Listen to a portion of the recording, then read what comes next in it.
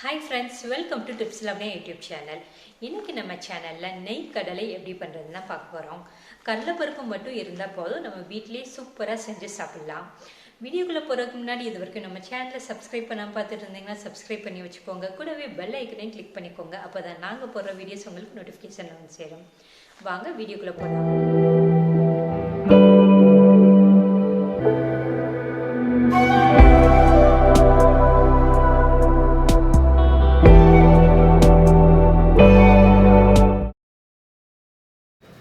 நான் நெய்க்கல்ல செய்கிறதுக்காக கடலைப்பருப்பு 2 உலக்கு எடுத்து வச்சுருக்கேன். கடலைப்பருப்பை நல்லா கழுவி எடுத்து வச்சுருக்கேன். நல்லா கழுவுனதுக்கப்புறமா பருப்பு முங்குற அளவுக்கு தண்ணி ஊற்றி இதை வந்து ஒரு 2 மணி நேரம் ஊற வச்சுருங்க. கடலைப்பருப்பு வேகமாகவே ஊறிடும்ன்றதுனால 2 மணி நேரம் ஊற வச்சிட்டிங்கன்னா சரியாக வரும்.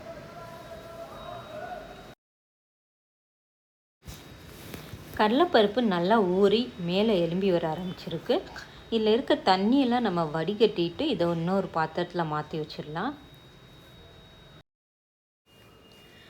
கடலைப்பருப்பை தண்ணிலாம் வடித்ததுக்கப்புறம் ஒரு காட்டன் டவல் இல்லாட்டி கிச்சன் டவல் எது இருக்கோ அதை விரித்து அது மேலே பருப்பை வந்து கொட்டி நல்லா காய விட்டுறாங்க.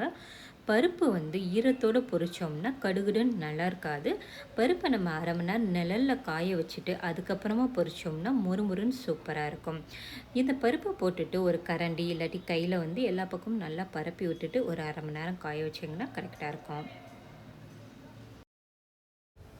கடலைப்பருப்பை உடனே பொரிக்கணும்னு நினச்சிங்கன்னா இதை பரப்பி விட்டுட்டு ஒரு துணியை வச்சு நல்லா தொடச்சி எடுத்துருங்க. ஈரம் இல்லாதபடி நல்லா தொடச்சி எடுத்துட்டு அதுக்கப்புறம் பொரிக்க ஆரம்பிச்சிங்கனாலும் மொறுமொறுன்னு சூப்பராக இருக்கும். அடுப்பில் ஒரு கடாய் வச்சு கடலைப்பருப்பு பொரிக்க தேவையான அளவு எண்ணெய் ஊற்றி எண்ணெயை நல்லா காய வச்சுருங்க. எண்ணெய் நல்லா காஞ்சதுக்கப்புறமா கடலைப்பருப்பை போட்டு பொரிச்சிடலாம். கடலைப்பருப்பு ஊற வச்சுருந்தாலும் கடலைப்பருப்பு வேகிறதுக்கு 7லேருந்து 10 நிமிஷமாவது ஆகும். அடுப்பை மீடியமில் வச்சுட்டு நீங்கள் பொரிச்சு எடுத்துக்கோங்க. அப்பப்போ கிளறி விட்டு பொரிச்சிருங்க.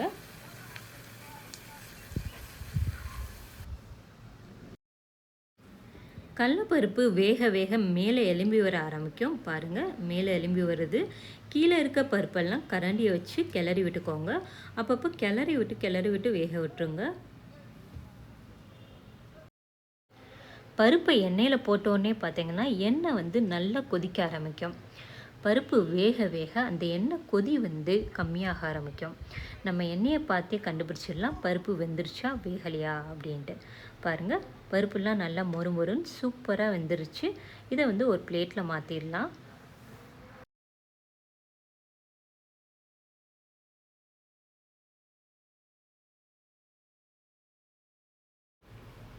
கடலைப்பருப்பில் போட்டு தாளிக்கிறதுக்காக 5-6 பல் பூண்டு எடுத்து வச்சுருக்கேன். அதை தோலோடு போட்டு தட்டி எடுத்து வச்சுக்கோங்க. அப்போ தான் அதோடய ஃப்ளேவர் நல்லாயிருக்கும்.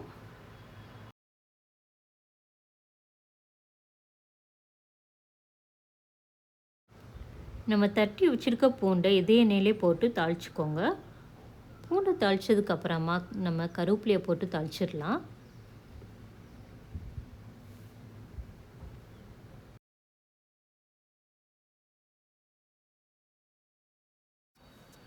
நம்ம தாளித்த பூண்டு கருவேப்பிலையை கடலைப்பருப்பில் போட்டுட்டு தேவையான அளவு உப்பு போட்டுக்கோங்க.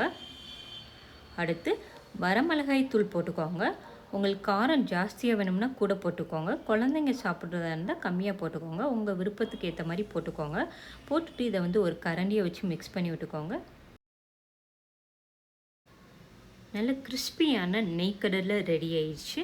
நம்ம கடையில் வாங்கி கொடுக்குறத விட வீட்டிலேயே செஞ்சு கொடுக்கும்போது குழந்தைங்கள்லேருந்து பெரியவங்க வரைக்கும் ரொம்ப விரும்பி சாப்பிடுவாங்க. அதே நேரம் ஹெல்த்தியாகவும் இருக்கும், ஹைஜீனிக்காகவும் இருக்கும். ஸோ இதை இனிமேல் நம்ம வீட்டிலேயே செஞ்சு வீட்டிலேயே வந்து ஹெல்த்தியாக நல்லா சாப்பிட்லாம். இந்த வீடியோ உங்களுக்கு பிடிச்சிருந்துச்சுன்னா லைக் பண்ணுங்கள், ஷேர் பண்ணுங்கள், கமெண்ட் பண்ணுங்கள், சப்ஸ்கிரைப் பண்ணுங்கள். கூடவே பெல் ஐக்கனையும் கிளிக் பண்ணுங்கள். தேங்க்ஸ் ஃபார் வாட்சிங். இந்த வீடியோ உங்களுக்கு பிடிச்சிருந்துச்சுன்னா லைக் பண்ணுங்க, ஷேர் பண்ணுங்க, சப்ஸ்கிரைப் பண்ணுங்க, மறக்காம பெல் ஐக்கனை கிளிக் பண்ணுங்க.